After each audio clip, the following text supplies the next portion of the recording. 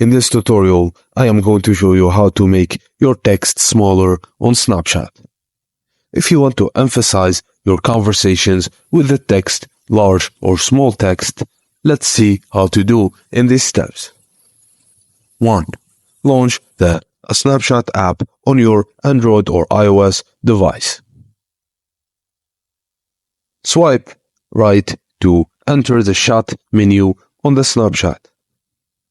Next, enter the shot you want to write a text to.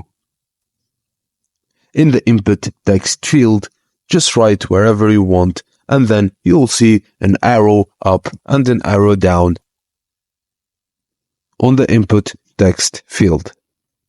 Long press on it and start dragging up to make the text bigger, and then drag down to make the text smaller on Snapchat.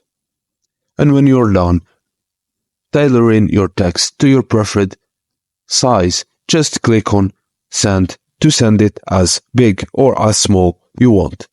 And that's it, guys. Thank you for watching, and please don't forget to like and subscribe for more.